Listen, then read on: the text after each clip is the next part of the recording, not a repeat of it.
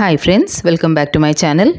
ഇന്ന് ഞാൻ വന്നിട്ടുള്ളത് ഗോതമ്പ് പൊടിയും നേന്ത്രപ്പഴവും വെച്ചിട്ട് വളരെ എളുപ്പത്തിൽ ഉണ്ടാക്കാൻ പറ്റിയ ഒരു 4 മണി പലഹാരത്തിന്റെ റെസിപ്പിയുമായിട്ടാണ്. അപ്പോൾ നമുക്ക് നോക്കിയിട്ട് വരാം ഇതെങ്ങനെയാണ് ഉണ്ടാക്കുന്നതെന്ന്. എൻ്റെ ഈ വീഡിയോ നിങ്ങൾക്ക് ഇഷ്ടപ്പെട്ടതാണെങ്കിൽ എൻ്റെ ചാനൽ സബ്സ്ക്രൈബ് ചെയ്തിട്ട് ഒന്ന് സപ്പോർട്ട് ചെയ്യണേ. അപ്പോൾ ആദ്യം തന്നെ നമുക്കൊരു ശർക്കര പാനി റെഡിയാക്കി എടുക്കാം. അതിനുവേണ്ടി ഞാനിവിടെ ഒരു പാത്രത്തിലേക്ക് 1 കപ്പ് പൊടിച്ച ശർക്കര ചേർത്ത് കൊടുത്തിട്ടുണ്ട്. ഇനി ഇതിലേക്ക് ഞാൻ 1.5 കപ്പ് വെള്ളമാണ് ചേർത്ത് കൊടുക്കുന്നത്. നമുക്ക് ശർക്കരപ്പാനി കുറച്ച് ലൂസായിട്ട് തന്നെ വേണം. അതുകൊണ്ടാണ് ഞാനിവിടെ 1 കപ്പ് ശർക്കരയ്ക്ക് 1.5 കപ്പ് വെള്ളം ചേർത്ത് കൊടുത്തിട്ടുള്ളത്. ഇപ്പോൾ അതാ നമ്മളെ ശർക്കരപ്പാനി നന്നായിട്ട് ബോയിലായി കിട്ടിയിട്ടുണ്ട്. ശർക്കര ഒന്ന് നന്നായിട്ട് മെൽറ്റായി കിട്ടിയാൽ മാത്രം മതി. അപ്പം ഇനി നമുക്ക് ഫ്ലെയിം ഓഫ് ചെയ്യാം. ഇതൊന്ന് തണിഞ്ഞ് കിട്ടുന്നവരെ നമുക്ക് മാറ്റി വെക്കാം. അടുത്ത് ഞാൻ ഒരു നോൺ സ്റ്റിക്ക് പാനിൽ 1.5 കപ്പ് ഗോതമ്പ് പൊടി ഇട്ട് കൊടുക്കുന്നുണ്ട്. ഇത് ജസ്റ്റ് ഒന്ന് ചൂടാക്കി എടുക്കാൻ വേണ്ടി മാത്രമാണ് ഇങ്ങനെ ചെയ്യുന്നത്. ഇതിൻ്റെ പച്ചച്ചുവ ഒന്ന് മാറിക്കിട്ടാൻ വേണ്ടിയിട്ട്. ഈ ഒരു സ്റ്റെപ്പ് ഓപ്ഷണലാണ്. നിങ്ങൾക്ക് ഡയറക്റ്റ് ആയിട്ട് തന്നെ ഗോതമ്പ് പൊടി യൂസ് ചെയ്യാം. നല്ലൊരു ഫ്ലേവർ കിട്ടാൻ വേണ്ടി മാത്രമാണ് ഞാനത് ചൂടാക്കി എടുക്കുന്നത്. ഇനി ചൂടായ ഗോതമ്പ് പൊടി നമുക്ക് വേറൊരു പാത്രത്തിലേക്ക് ഇട്ട് കൊടുക്കാം. ഇനി നമുക്ക് ഒരു പഴത്തിൻ്റെ കൂട്ട് തയ്യാറാക്കി എടുക്കണം. അതിനുവേണ്ടി ഞാനിവിടെ 3 മീഡിയം സൈസ്ഡ് നേന്ത്രപ്പഴം എടുത്തിട്ടുണ്ട്. വലിയ സൈസ് നേന്ത്രപ്പഴമാണെങ്കിൽ നിങ്ങൾക്ക് 2 എണ്ണം എടുത്താൽ മതിയാവും. ഇനി ഇതിൻ്റെ തൊലിയൊക്കെ ഒന്ന് കളഞ്ഞിട്ട് നമുക്കിത് കട്ട് ചെയ്തിട്ട് എടുത്തുകൊണ്ട് വരാം. ഞാനിപ്പോൾ ഇത് ക്യൂബ്സിലാണ് കട്ട് ചെയ്ത് എടുത്തിട്ടുള്ളത്. ഈ ഒരു പഴത്തിൻ്റെ കൂട്ട് തയ്യാറാക്കാൻ വേണ്ടിയിട്ട് നമുക്ക് ആദ്യം തന്നെ ഒരു നോൺ സ്റ്റിക്ക് പാന് അടുപ്പത്ത് വെച്ച് ചൂടാക്കിയെടുക്കാം. ഇതിലേക്ക് ഇനി 2 ടേബിൾ സ്പൂൺ നെയ്യ് ചേർത്ത് കൊടുക്കാം. നെയ്യ് നന്നായിട്ടൊന്ന് മെൽറ്റായി കിട്ടിയതിൻ്റെ ശേഷം നമുക്കിതിലേക്ക് കുറച്ച് നട്ട്സ് ചേർത്ത് കൊടുക്കാം. ഞാനിപ്പോൾ ഇവിടെ കുറച്ച് അണ്ടിപ്പരിപ്പ് ചെറുതായി കട്ട് ചെയ്തിട്ട് ചൂടായ നെയ്യിലേക്ക് ഇട്ട് കൊടുത്തിട്ടുണ്ട്. ഇതിനി നമുക്ക് നന്നായിട്ടൊന്ന് ഫ്രൈ ചെയ്തിട്ടെടുക്കാം. ഇപ്പോൾ ഇതാ ഇവിടെ അണ്ടിപ്പരിപ്പിൻ്റെ കളറൊക്കെ ഒന്ന് ചേഞ്ച് ആവാൻ തുടങ്ങിയിട്ടുണ്ട്. അപ്പോൾ ഈ സമയത്ത് നമുക്കിതിലേക്ക് കുറച്ച് ഉണക്കമുന്തിരി ഇട്ട് കൊടുക്കാം. ഇനി ഇതെല്ലാം നമുക്ക് വീണ്ടും നന്നായിട്ടൊന്ന് ഫ്രൈ ചെയ്തിട്ടെടുക്കാം. അണ്ടിപ്പരിപ്പും മുന്തിരിയും തന്നെ വേണമെന്നൊന്നുമില്ല, നിങ്ങൾക്ക് ഇഷ്ടമുള്ള നട്ട്സ് ചേർത്ത് കൊടുക്കാം. ഇപ്പോൾ ഇതാ ഇവിടെ നമ്മൾ അണ്ടിപ്പരിപ്പും മുന്തിരിയൊക്കെ നന്നായിട്ട് ഫ്രൈ ആയി കിട്ടിയിട്ടുണ്ട്. അപ്പോൾ ഇനി അടുത്തത് നമുക്കിതിലേക്ക് 1 കപ്പ് ചിരകിയ തേങ്ങ ചേർത്ത് കൊടുക്കാം. തേങ്ങയ്ക്ക് ഇവിടെ പ്രത്യേക അളവൊന്നുമില്ല, നിങ്ങൾക്ക് ഇതിലും കൂടുതൽ ചേർത്ത് കൊടുക്കണമെന്നുണ്ടെങ്കിൽ ചേർത്ത് കൊടുക്കാം. അപ്പോൾ ഇനി നമുക്ക് ഇതെല്ലാം നന്നായിട്ടൊന്ന് റോസ്റ്റ് ചെയ്തിട്ടെടുക്കാം.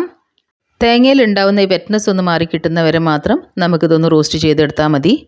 തേങ്ങ ബ്രൗൺ കളർ ആവേണ്ട ആവശ്യമൊന്നുമില്ല, ജസ്റ്റ് ഒന്ന് ഡ്രൈ ആയി കിട്ടിയാൽ മതി. അപ്പോൾ ഇതെല്ലാം നമ്മൾ മീഡിയം ടു ലോ ഫ്ലെയിമിൽ വെച്ചിട്ടാണ് കേട്ടോ ചെയ്യുന്നത്. അപ്പോൾ ഇതാ അവിടെ തേങ്ങയൊക്കെ നന്നായിട്ട് റോസ്റ്റായി കിട്ടിയിട്ടുണ്ട്. വല്ലാണ്ട് അങ്ങോട്ട് മൂപ്പിച്ചെടുക്കേണ്ട ആവശ്യമില്ല, ഒന്ന് ഡ്രൈ ആയി കിട്ടിയാൽ മാത്രം മതി. അപ്പോൾ ഇനി നമുക്കിതിലേക്ക് നമ്മൾ നേരത്തെ കട്ട് ചെയ്ത് വെച്ച നേന്ത്രപ്പഴമില്ലേ അത് ചേർത്ത് കൊടുക്കാം. ഇപ്പോഴും നമ്മൾ തീ മീഡിയം ടു ലോ ഫ്ലെയിമിൽ വെച്ചിട്ട് തന്നെയാണ് നമ്മളിതെല്ലാം ചെയ്തെടുക്കുന്നത്. ഇനി നമുക്ക് ഈ പഴമൊക്കെ ഒന്ന് കുക്ക് ചെയ്തിട്ടെടുക്കണം. ഇതൊന്ന് ഇതുപോലെ നന്നായിട്ടൊന്ന് മിക്സ് ചെയ്തെടുത്തതിൻ്റെ ശേഷം നമുക്കിതിലേക്ക് 2 ടേബിൾ സ്പൂൺ പഞ്ചസാര ചേർത്ത് കൊടുക്കാം. പിന്നെ ഫ്ലേവറിന് വേണ്ടിയിട്ട് ഞാനിവിടെ 1 ടീസ്പൂൺ ഏലക്കാപ്പൊടി ചേർത്ത് കൊടുക്കുന്നുണ്ട്. ഇനി നമുക്ക് ഈ പഴം നന്നായിട്ടൊന്ന് കുക്ക് ചെയ്തിട്ടെടുക്കാം. പഴവും തേങ്ങയും നട്ട്സും ഒക്കെ നന്നായിട്ട് നല്ല സോഫ്റ്റ് ആയിട്ട് തന്നെ കുക്കായി കിട്ടുന്നവരെ നമുക്ക് ലോ ടു മീഡിയം ഫ്ലെയിമിൽ വെച്ചിട്ട് ഇത് വേവിച്ചെടുക്കാം. ഇപ്പോൾ ഇതാ നമ്മളെ പഴമൊക്കെ നന്നായിട്ട് സോഫ്റ്റായി കിട്ടിയിട്ടുണ്ട്. അപ്പോൾ ഇനി നമുക്ക് ഒരു സ്പാച്ചുലോ സ്പൂണോ വെച്ചിട്ട് നമുക്ക് ഈ പഴം ഒന്ന് ചെറുങ്ങനെ ഉടച്ചെടുക്കാം. വല്ലാണ്ട് അങ്ങോട്ട് പേസ്റ്റ് രൂപത്തിൽ ഉടച്ചെടുക്കേണ്ട ആവശ്യമില്ല, ഒന്ന് ചെറുങ്ങനെ ഉടച്ചെടുത്താൽ മതി.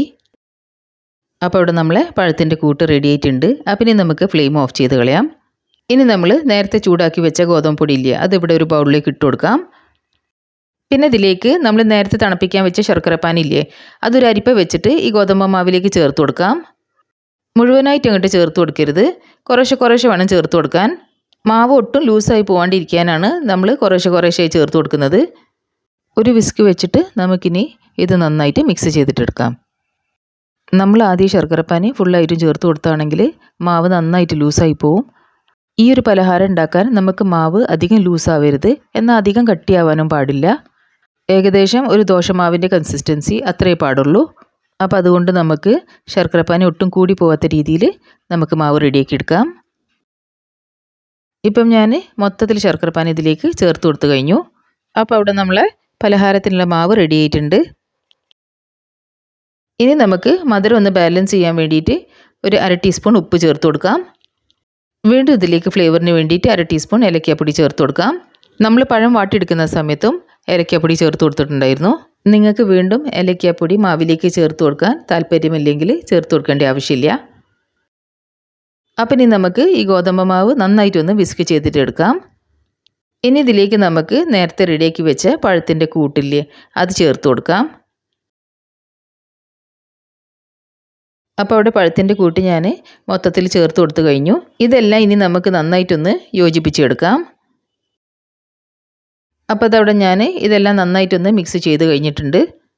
ഇപ്പോൾ ഈ കൂട്ട് കുറച്ച് കട്ടി കൂടുതലാണ്. അപ്പം ഇനി നമുക്ക് കുറച്ചൊരു ശർക്കരപ്പാനി ബാക്കിയുണ്ട്, അതും കൂടി ഇതിലേക്ക് ചേർത്ത് കൊടുക്കാം. ഇനി നമുക്ക് ഇതെല്ലാം നന്നായിട്ടൊന്ന് മിക്സ് ചെയ്തിട്ടെടുക്കാം.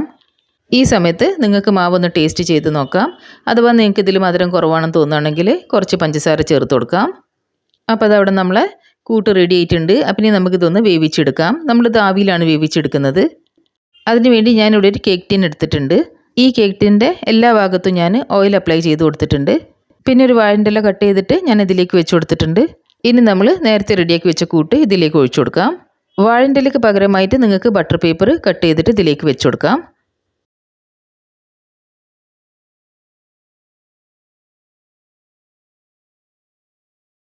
ആവിയിൽ വേവിച്ചെടുക്കാൻ വേണ്ടിയിട്ട് ഞാനിവിടെ ആദ്യം തന്നെ ഒരു ഇഡ്ഡലി ചെമ്പിൽ വെള്ളം ചൂടാക്കി എടുത്തിട്ടുണ്ടായിരുന്നു.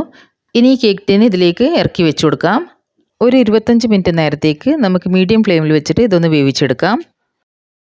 ഇപ്പം 25 മിനിറ്റ് ആയിട്ടുണ്ട്. നമുക്കിനി ഇതൊന്ന് തുറന്ന് നോക്കാം.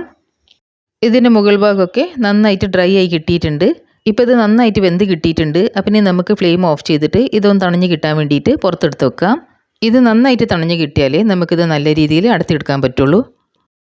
ഇപ്പം കുറച്ച് നേരം ആയിട്ടുണ്ട്. ഇതെല്ലാം നന്നായിട്ട് തണുത്ത് കിട്ടിയിട്ടുണ്ട്. ഇപ്പം ഇതിൻ്റെ സൈഡൊക്കെ ഒന്ന് അടന്ന് വന്നിട്ടുണ്ട്. അപ്പം ഇനി നമുക്കൊരു കത്തി വെച്ചിട്ടോ ഒരു സ്പൂൺ വെച്ചിട്ടോ അതിൻ്റെ സൈഡൊക്കെ ഒന്ന് അടത്തിയെടുക്കാം.